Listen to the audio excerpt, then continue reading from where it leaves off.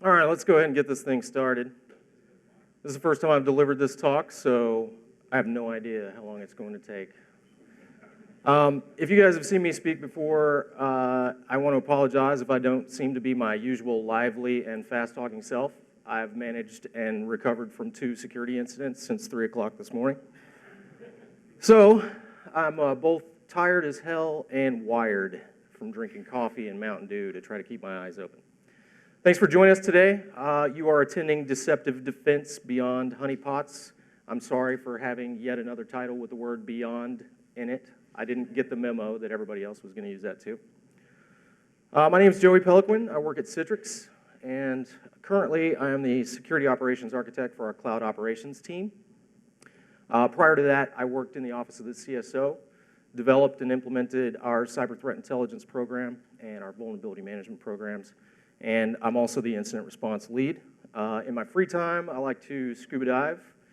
And now that I live in Florida, Now that I live in Florida, I used to dabble. When I was growing up, I skateboarded, and I dabble with surfing whenever I had the opportunity. And I figured now that I'm an old man, I have a great excuse to get out on a longboard and actually learn how to surf properly. So I take my longboard out in the 2-foot mush and give the finger to all the hot doggers. So what we're here to talk about today is deception. Deception in the role of information protection.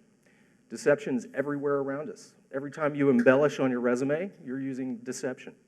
Every time you lie about yourself to a hot girl in a bar, you're using deception. Okay, so it's all around us. It's in nature. And usually when you hear people talk about deception, and there's some notable people that have talked about deception in the past several years, Lenny Zeltser is one of them, generally they compare information protection or deception in the role of information protection as something related to World War II, or at least they corroborate it or correlate it with the deception that was used ridiculously successfully in World War II by the Allies. I love history. I love World War II. That's too easy for me. And I'm tired of people equating everything to World War II.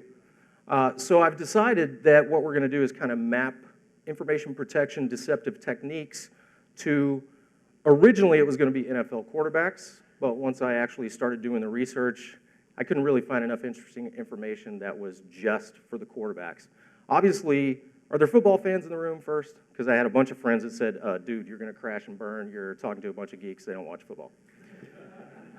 I said, well, I'm a geek, and I grew up playing football, and I still love football, so hopefully I'll have a few birds of a feather in the group. So essentially, quarterbacks, they use different cadences, right? So they're using deception. They're trying to draw the defense off sides. They use, if you played football, you know that, particularly if you're a running back, your coaches were always telling you not to telegraph the hole that you're going to. Or if you're a quarterback, don't telegraph your primary receiver that you want to go to, right? Those are all deceptive techniques. So instead of, looking at Chris and saying, I'm going to pass the ball to him, maybe I'll look at Chris and I'll pass the ball over here to Sam, something like that. Those are all deceptive techniques. So obviously, World War II, the military, they are masters of deception. Sun Tzu wrote about it. Everybody basically says, deception and war, they go like bread and butter, right? So as I said, we're not actually going to talk about military deception today. We're going to talk about football deception.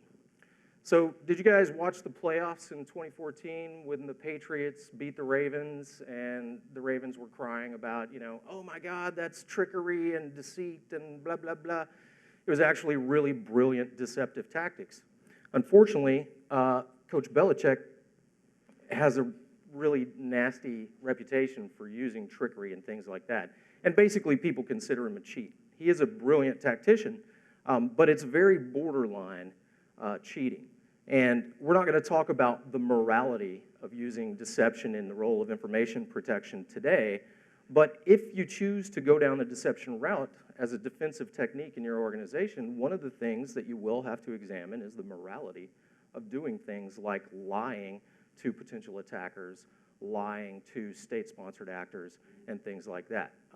Your legal team, your HR people, your executive leadership team may not appreciate that. So that's something that you'll have to investigate. A bunch of other things that you'll need to investigate is deception can be used against you.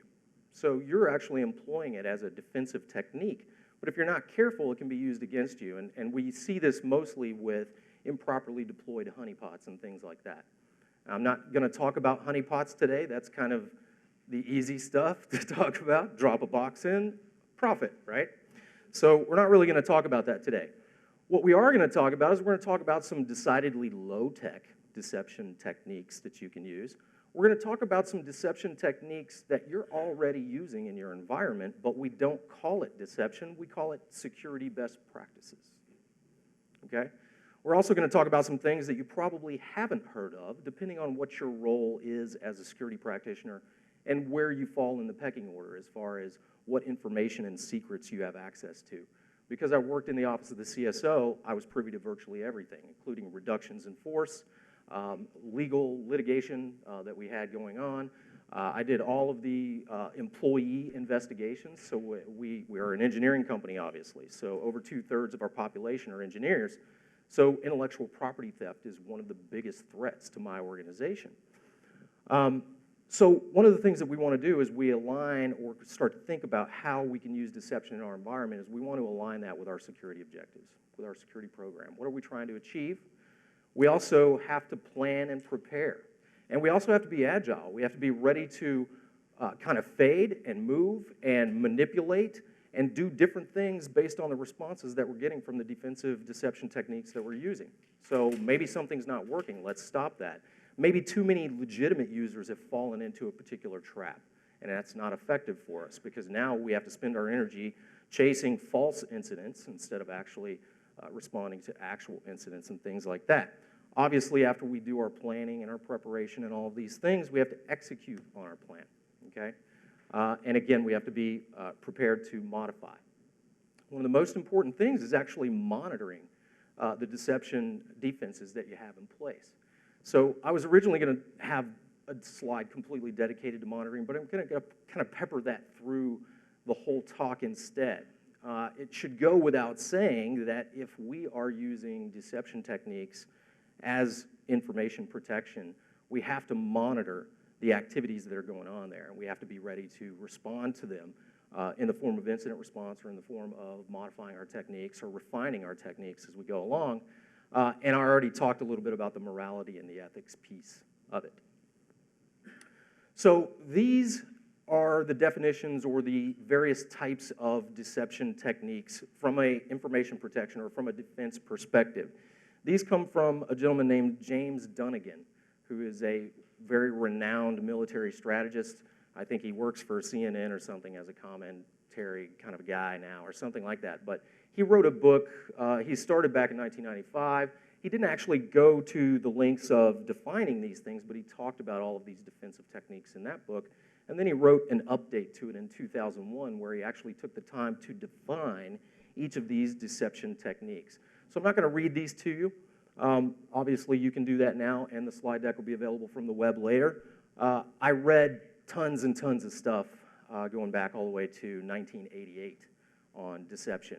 Obviously, a lot of that was military deception, but in particular, if you're interested about this topic, Drs. Fred Cohen and Neil C. Rowe are basically the foremost academics as far as evaluating deception in the role of information protection. They've written numerous papers, particularly Dr. Cohen, who, that guy just publishes stuff left and right. It's pretty crazy. So there's a lot of things out there that you can read with regard to these things. This is the first and original taxonomy for defensive deception techniques. There have been some refined taxonomies that have been proposed since then. I don't like any of them. Most of them are, and now they cater to, they say, these are great for military deception, these are great for information protection. And then they rate them in terms of their efficacy for each of those types of roles. The problem is that they go way, way down deep, and they're talking about, ridiculous timing things that we would never use in enterprise risk management and various other things. So I don't subscribe to that taxonomy. This is the oldie but goodie, so this is the one that I subscribe to, and this is what we're going to talk about today. Now, what you're going to find as we go through the talk is not all of these are actually conducive to information protection at all. For example, ruses Ruses, generally I have one slide on ruses, and it basically says use honeypots. Okay? As far as the defensive or deception techniques that we're going to be talking about, there's really very little in terms of practical study or practical implementation that people have done. And you'll see that there's some others that are that way as well. Insight, for example. Insight is the ability to outthink your adversary. So what do we need to do for that? Is that a particular tool? Is that a particular type of technology, a particular technique? No, not necessarily. I consider insight to be the combination or the collection of all of our intelligence, all of our information, everything that we've learned about a particular adversary or a group of adversaries, everything that we've learned from trying defenses in our environment and seeing that they don't actually work or seeing that they are particularly effective, cataloging and documenting, and then training our staff and refining those procedures and refining those results as we go along. So that's really what insight is about. So let's talk about types of deception. So actually, I promised you football stuff. So I've got some video clips here. And yes, I ripped them off of NFL.com, but I'm giving them credit right now.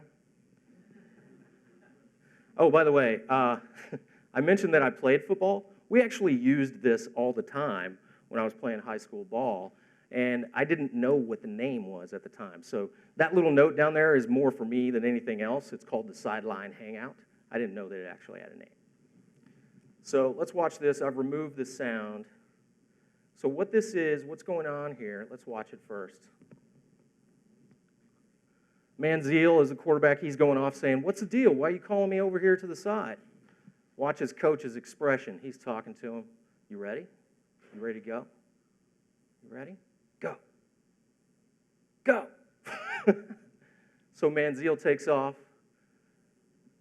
takes a long pass for a long gain. It actually got called back because one of the linemen screwed up. But it was a pretty awesome play. So essentially what's going on here is Manziel has gone to the very edge of the out of bounds, and he's cloaked himself or concealed himself with the people that are out of bounds. And at this point, the defense they're looking at what's going on in the field, and they can't tell that he's in bounds and he's an eligible receiver. So his coach has given him the signals. We can watch it again here. His coach has given him the signals. He's watching the field, and he's watching for the ball to get hiked. And then he tells Manziel, take off. And it's wildly successful to a degree. Obviously, it got called back. And look, this guy's playing it off too. He's like, man, what's going on here? And Manziel's just standing there calm, cool, and collected, takes off, and has a great completion there at the end. So concealment is one of the most effective deceptive techniques that we can use in the enterprise. There's a lot of cool tricks here, and again, I gave you the disclaimer at the beginning. You're going to see stuff that you're doing, but we don't call it deception, we call it best practice, okay? First one, access gateway. This is one that I'm actually dealing with now as the SecOps lead for our cloud operations team. These guys are really gifted engineers. They've written all kinds of really cool tools to automate deployment to the cloud. We use AWS and all kinds of things. And when I got over there, everything has an SSL certificate. Everything listens on the internet.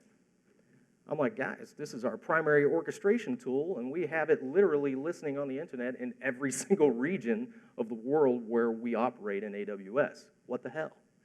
So one of the things that I suggested is that, let's get that stuff, let's reduce our attack surface, because really, risk management is about policing what you can police, right? And having visibility. So obviously, having a smaller attack surface is easier to defend than having a large, sprawling, crazy attack surface with shitty asset management. You have no idea what's where and things like that. So if we have really comprehensive, really solid asset management and we have a reduced attack surface, we have a pretty easy environment to defend, or simple to defend. So what we did is we pulled everything that didn't absolutely need to be listening on the internet, we pulled it in. We make remote access gear. That was where I was really boggled. I was like, why do we have all this crap on the internet when we make remote access gear? It's ridiculous. We don't even have to pay for it. So now we've got those apps. They're behind VPNs. And occasionally, I've got scripts and things. I do basically DevSecOps, which I define as automating SecOps, okay? and I've got scripts and things that run, and I'll find, oh, Jerry turned off multi-factor on this VPN over here, and then we'll publicly shame him and things like that. Confidentiality, I guarantee this is something that you're using in your environment now. This is managing access to sensitive information. We can do this a lot of different ways. We can use ACLs, we can use file permissions, we can use encryption, we can use authentication, various other things. So if you don't want people or things in terms of malware, automated tools, bots, and things like that to get access to this information, let's put it behind some kind of a confidentiality tool like crypto or authentication, things like that. I guarantee you're doing that today. Misleading files, we can hide sensitive information in innocuous-looking files. So one of the things that we're doing, and I'm going to go into this later, but we got hit with Tesla Crypt 3 last summer, and it was pretty nasty. We lost about 50,000 files to it. And as we were responding to that incident, I'm going through the file server, and I'm looking at all this stuff, and there's finance, finance. Hey, come check out all the financials. Just happen to do a right click and check the permissions on that. Everyone, it's a Windows environment, everyone has access to the financial documents. What the hell? So what I did is I went and met with the senior director of finance, and I said, Jessica, this doesn't work.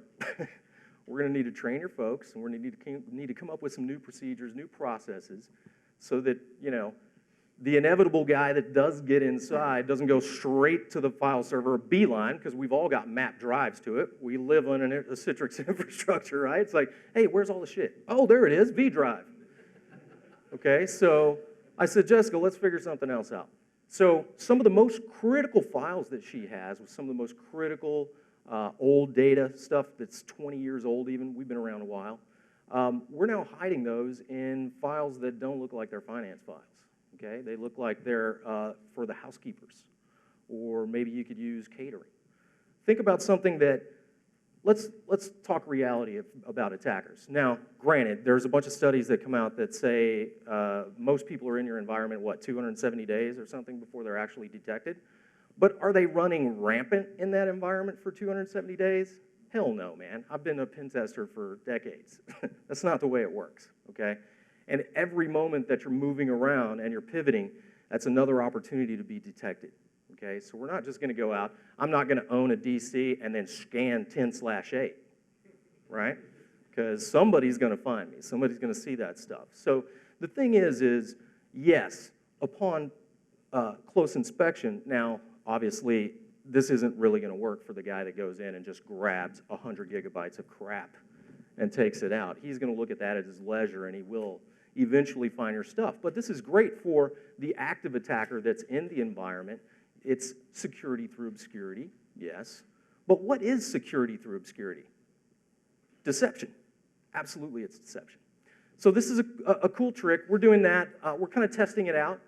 So far, I've only caught her people that shouldn't have access to those files, attempting to get access to those files just to see what's going on. Passwords conceal information behind authentication. I've already talked about that. Low building profile. This has to do with any CISSPs in the room? CISSPs? Wow. Seriously? 3 of y'all? Did everybody let it lapse? Everybody said, screw it. Sales guys have it now. It doesn't mean squat. No offense to those of you that are still doing the CPEs and everything else. So you'll remember this from the physical security CBK, probably, if you were paying attention or if Sean taught you. So essentially what this is we don't want to use skyscrapers for critical systems, for bank vaults, for backup sites, for DR sites and things like that. We want to use low-profile buildings that blend into the environment. They're inconspicuous. It's like, oh, there's a cluster of strip malls and, unbranded warehouse. Not interesting. I'm going to go over here to that 10-story building. I bet there's some cool stuff in there. So this is a concealment aspect as well for your physical real estate and your data centers and things like that. Camouflage. This is really interesting. Do you guys remember back in the day when football players wore the brown leather helmets? They had no face protection. So it turns out one of the reasons. I thought the only reason that we moved away from that is people got tired of smashing their faces against other people. But it turns out that it's because it was camouflaged like the football. So what happened is the original designers of these helmets, they purposefully created the helmets to look like the football as a deception technique. So this is from 1930. Cornell was cool enough to put this stuff online. And this is basically where in 1930 they changed the rules so that they were explicitly required to create contrast in jerseys, various other pieces of equipment that you would wear, your helmets and things like that, so that players could very clearly differentiate between the football and the protective equipment and other gear that you're wearing. So anyways, food for thought, trivia, whatever. I thought that was pretty interesting. So I talked a little bit about the 2014 playoffs, the Ravens and the Patriots. These assholes did the same thing the next year. So what happened is in March, the NFL came out and they banned Belichick's ridiculously cool formation. It was genius. A bunch of people were going, man, what a jerk, he's a cheater. That was brilliant, though. And it was brilliant. So I don't know, I don't follow the Ravens, so I don't know who their coach is. So this guy says, I'm going to come up with my own. So they banned the way that Belichick did it, but this guy worked within those rules to come up with his own. And for those of you that don't know, what we're talking about here is ineligible and eligible receiver formations, where you could hide or conceal or camouflage an eligible receiver inside or an ineligible receiver outside. So what we have right here, see this guy standing up? That's the right tackle. That's an ineligible receiver. This guy right here is a tight end lined up in the tackle position, and he is eligible. So anyways, what's good for the goose is good for the gander, I guess. Camouflage. One of the things that we can do is change or relocate resources. Okay, so we can change IP addresses. This is obviously a hell of a lot easier in a cloud environment. And I really wanted to find some juicy deceptive techniques for you guys to use in the cloud. And I'm still thinking up my own, and I'll probably write a blog post or maybe a paper about it later when I finish thinking about it. I couldn't find any good stuff out there, really. There's a couple of good papers. They're noted in my sources slides at the bottom of the deck. There's a couple of papers out there, but they're just, one is just a raw methodology that meant absolutely nothing to me because it's a bunch of military terms and deceptive terms. Blah, there's your methodology, but it tells you nothing about how to actually accomplish the work. So it has a methodology for figuring out what you want to do, but it doesn't provide any education as far as how to do it. So there's nothing really out there, but obviously changing resources is ridiculously easy in the cloud. So one of the things that we do is we use EIPs or elastic IPs for all of our public-facing stuff instead of allowing AWS to assign a public IP address to us. And we can do lots of cool things with that. We can kill them off whenever we want to. We can reinstantiate new ones. We can move them from a web server to something else, a remote access gateway or something like that. So we can kind of confuse people that are doing recon against our environment. They're like, what the hell? There was a web server there yesterday. This is a remote access gateway login, okay? Modify service ports. This is something that people, security through obscurity, right? This is a deception technique. This is something that people have been doing all the time. If you're running SSH on port 22 on the internet, shame on you. Don't do that. And that's just because of the bots and things like that. Obviously, skilled people are going to find that you have SSH running on 2248 or whatever. But for the bots and things like that, you shouldn't have to worry about those, and you can do that by just running on a non-standard port. Noise manipulation.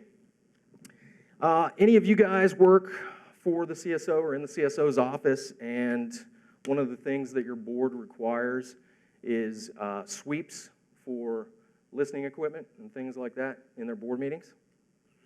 So we do. We have an elite team. We have a guy working on our staff that does human threat investigations and things like that, and he's a former spook, and he knows a bunch of current and former spooks, and basically put us in touch. By the way, I don't mean any offense by that term. And so he put us in touch with these guys. They bring in like $250,000 worth of gear, and when we have a board meeting where we're talking about company secrets and things like that, they sweep the place.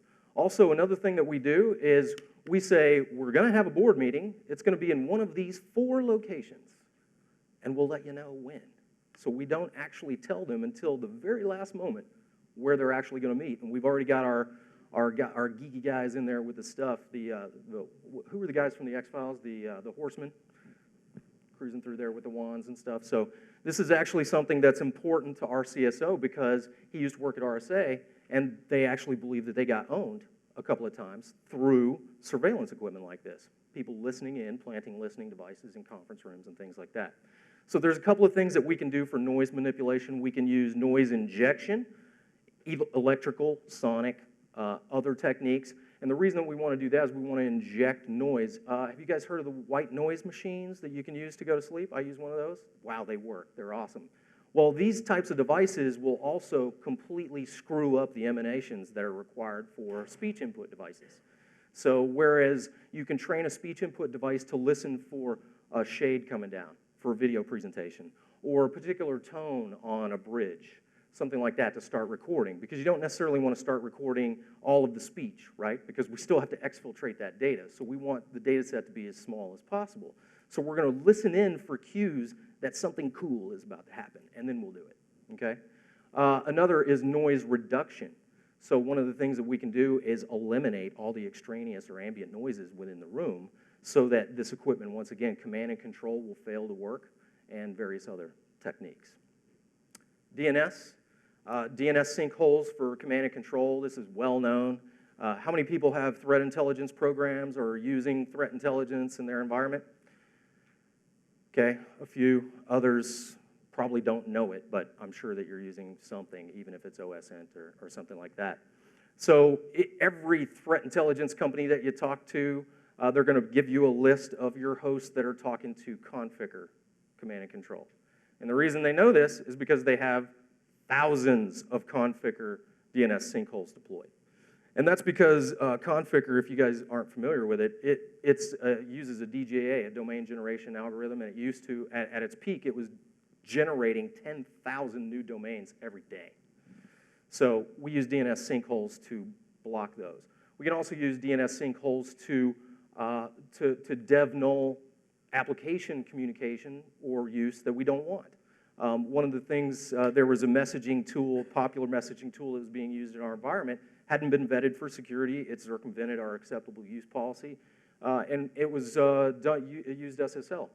We had no way to control it. We had no visibility into what was going on in terms of intellectual property that was being shared, who was participating, all those types of things.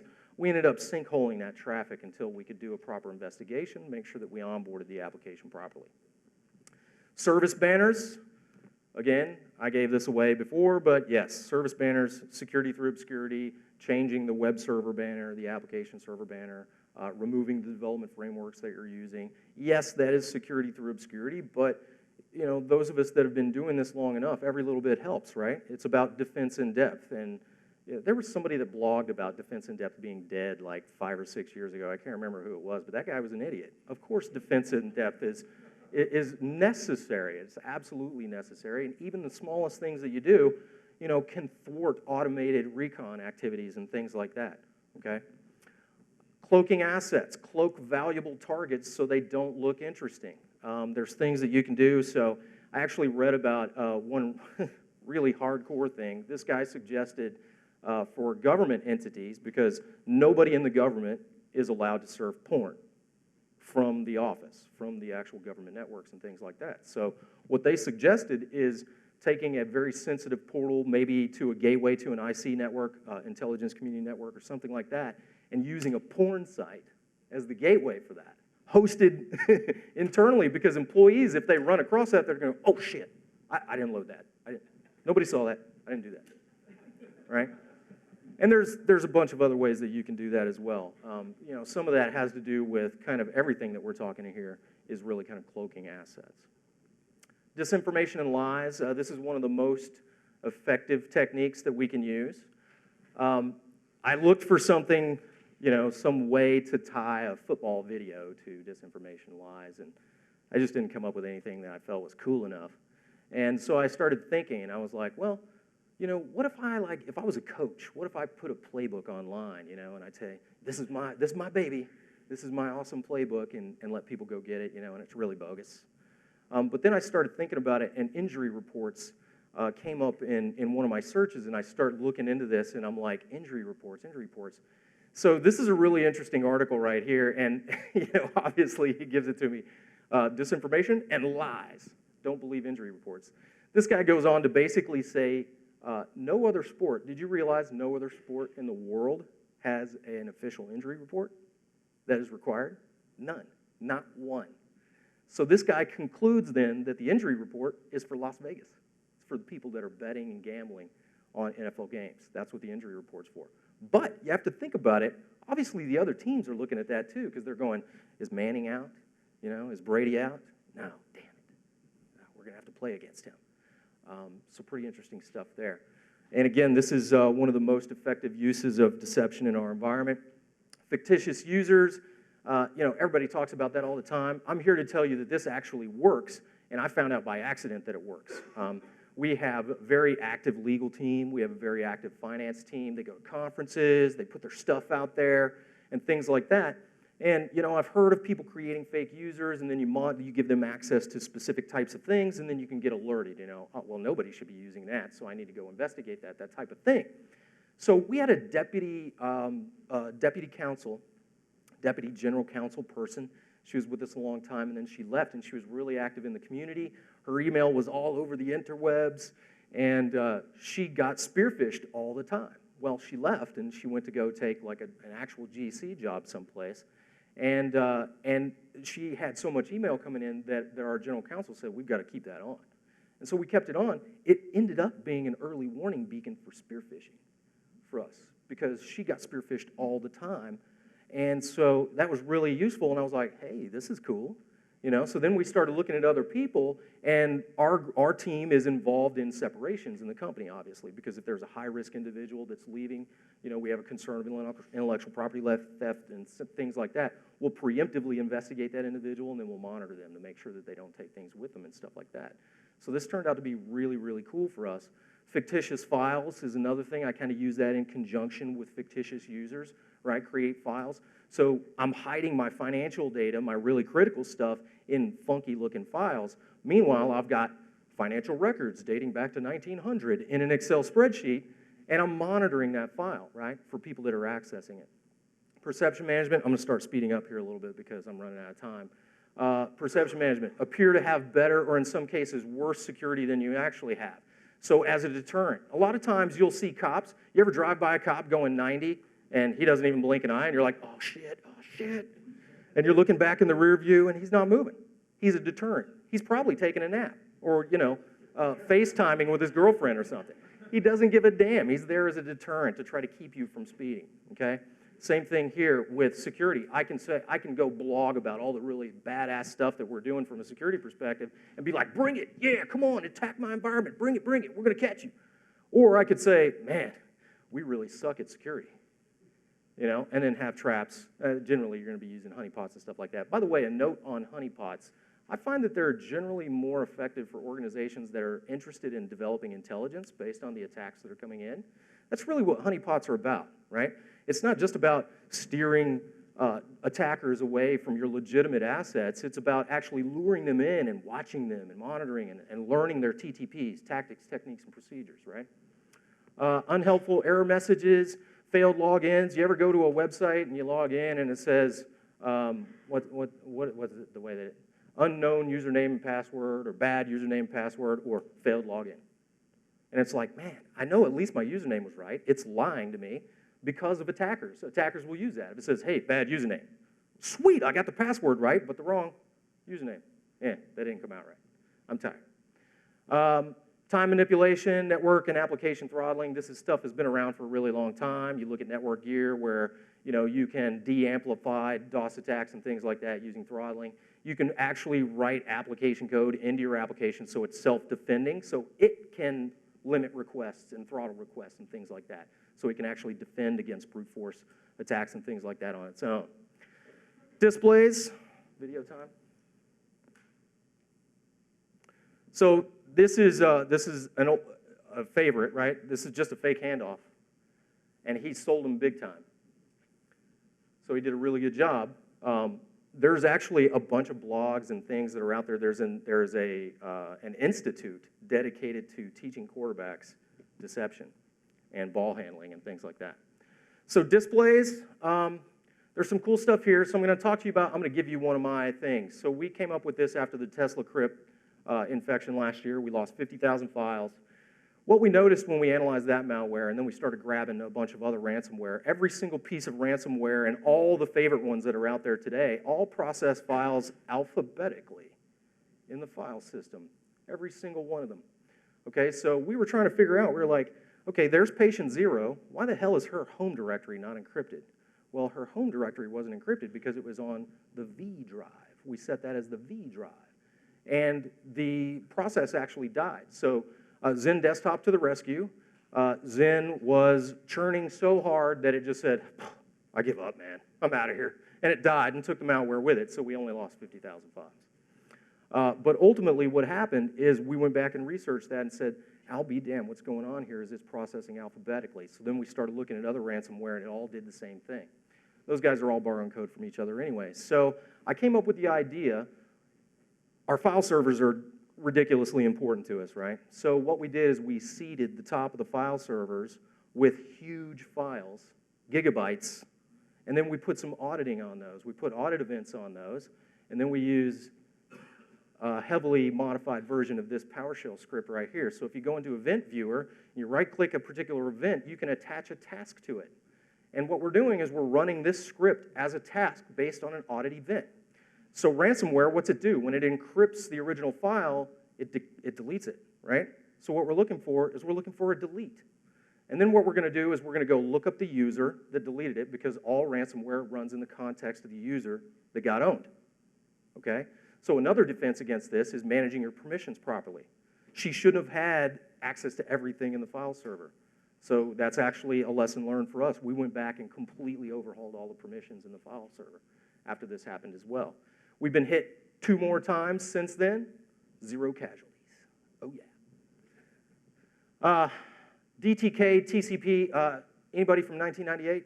Been in security since 1998? You remember the Deception Toolkit?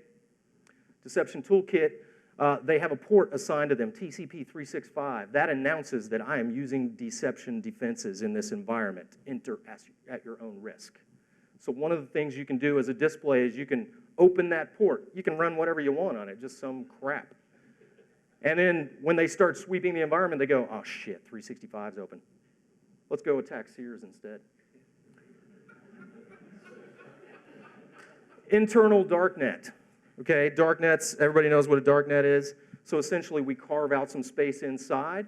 We put up a packet vacuum server, all right? And then anytime anything hits that server, we know something is going on, right? It's either an insider or an outsider, one of the two, because nobody's supposed to be going to that area. We don't announce it. Nobody knows anything about it. Why are you scanning this? Why are you connecting to this fake web server? Blah, blah, blah, all of that. Cameras, big, nasty, 80s looking CCTV. We hang those all over the place. It's like, yep, you can come in, but we're watching you. And then we have the smaller ones, you know, that you don't necessarily detect. The big ones, some of them actually record, some don't. Some are just deterrent. Fictitious employee portals.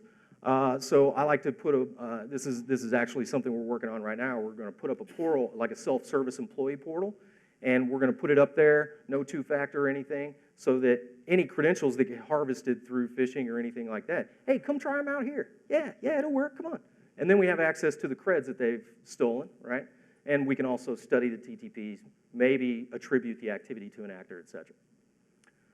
Ruses, again, as far as information protection goes, honeypots, those are your ruses. This is a cool ruse here. This is a fumble rooski. And it's going to play again in slow-mo. So quarterback slips the ball just right between his legs right there. And that guy's still hanging out. He's like, oh, it's clear. Let's go get a TD. Oh, yeah. So honeypot. There you go. Mic drop. There's your ruses. Demonstrations and feints. So this was pretty interesting when I was looking at this. So Captain Midnight from 1986. Any old school hackers remember that guy? He's the one that hacked the HBO signal to complain about fees. Yeah, so worldwide manhunt nabbed that dude in like 3 days. It was ridiculous at the time. This is 86. Robert Morris, the Morris worm, same thing. Like a few days they caught him. There was another one, Samir somebody. And it was only a few days, well orchestrated. So basically all the academics that talk about deception and information protection, they basically say the best demonstration you can have is arrest the perpetrators and make a huge show of it. We owned them in 72 hours, game over, you're going to jail for life. That's the best demonstration that they can come up with. This is a fake punt. So that's the football demonstration or feint. There's a few that we can use in information protection. So obviously we talked about prosecution, massive coordinated busts. This psychologically damages the entire attacker environment. So you've seen the takedowns, the Carter takedowns and the botnet takedowns that we've had recently and things like that. That's part of a deception program that law enforcement is using to try to scare the hell out of people to stop doing bad things. Termination of insiders. Nothing pisses me off more than to spend 2 weeks of my life investigating somebody only to have HR go, they're too valuable an employee. Bad boy. Screw that. Fire that fool. Sack him, man. I spent 80 hours of my life getting all this mountain of evidence for you. You need to sack that fool. So that's what we do. We make an example out of them. We catch somebody stealing intellectual property. We nail their ass to the wall. And then I guarantee you people are going to think twice about taking our intellectual property after that. They're going to be like, ooh, those guys are monitoring stuff and they're ruthless. Communicate. Pass communications letting the actor know that you're onto them, okay? One of the things that we do, log-on banners, right? I think it's a PCI requirement that you have log-on banners. And basically that's a deception technique. That's letting you know, hey man, I'm monitoring this, so if you try to get in, we're going to catch you. I've got one a little bit better, so I've got an environment that I have, and I have a web server sitting up there that just has a very simple HTML message that basically says, okay, you're here, now what? I'm watching you.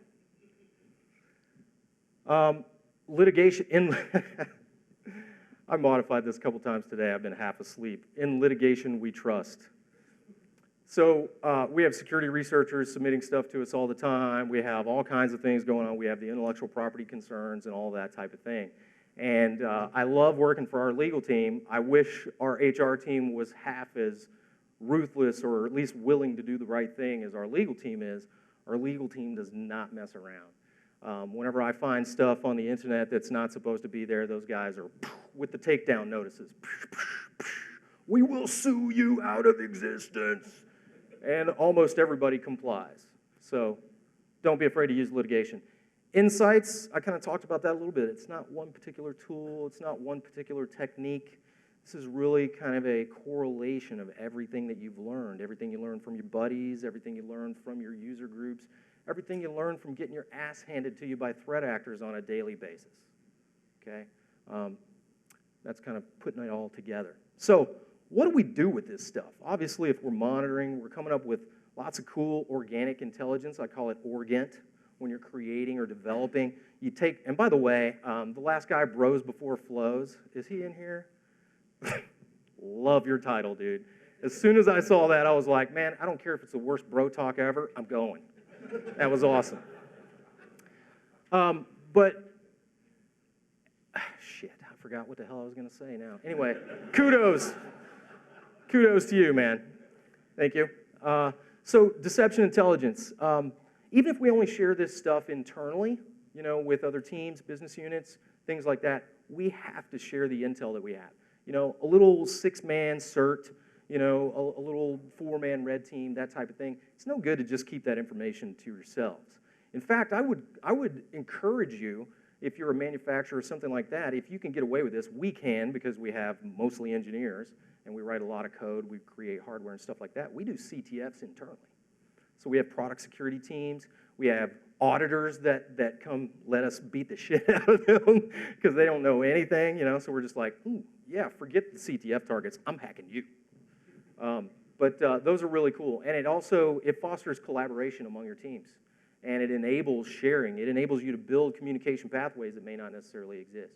So I highly recommend sharing your stuff. Also, you know, I am a threat intel guy. I love it. I'm not going to sit here and tell you you should share your stuff with the world. I don't think that's the right thing to do.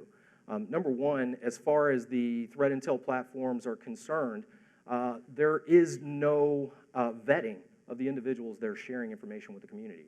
So you bet your bottom dollar that there are threat actors that are using counterintelligence. They're actually sharing disinformation with the community, okay? Trying to throw people off their tracks and things like that. So I believe that sharing is important, but I believe that you need to be a very mature cyber threat intelligence organization to do sharing properly outside of a smaller set.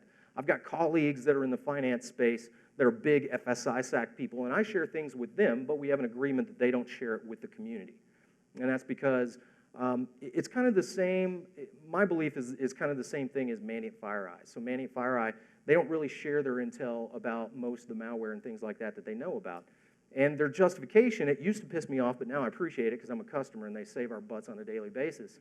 But their idea is that it will make its way to the threat actors, that intel. And then those file hashes are no good, those checksums are no good, and all that type of thing. So there's arguments both ways. I think people should share, but I think they should share selectively, and I don't think that they should ever do spray and pray sharing, because I think that's what the threat actors are actually doing. My 2 cents on that. So one of the things that we're going to be developing here is TTPs for threat actors. So we're going to get to learn about them a little bit, even with these very low-tech deception techniques. By monitoring and responding to the incidents that we can catch, we can learn from them. We also develop, do you have a TT handbook for defense? Do you have a playbook of TTPs? We do for IR. So we write playbooks. Every time we see a novel hack or a new kind of malware or something like that that forces us to change the way that we react and we respond to that particular threat, we create a playbook for it. So we have our own TTPs, and we also will compare and contrast attacker TTPs. Indicators, obviously, the bro guy talked about, I'm sorry, I didn't catch your name, Troy, that's what it was, talked about, you know, the pyramid of pain. So obviously we're going to develop these things. That stuff is garbage in, garbage out. IPs, domains, file hashes, those things change all the time. So as a matter of intelligence and managing our intelligence, we need to make sure that we're aging that stuff out, right? And then finally, after action report. Anytime you have an incident, you should get your team together so you can talk about what you learned. You can talk about the mistakes that you made. You can talk about some of the cool things that you saw, document all those types of things, and then maybe you can work some of those exercises based on what you saw into your next tabletop exercise. Any questions? We have 2 minutes or so. Is this what you guys expected? More or less? Yeah, Troy. Oh, that was a softball. I wasn't going to go there. Yeah. Any other preguntas? All right, you guys go have a smoke then. Thank you very much.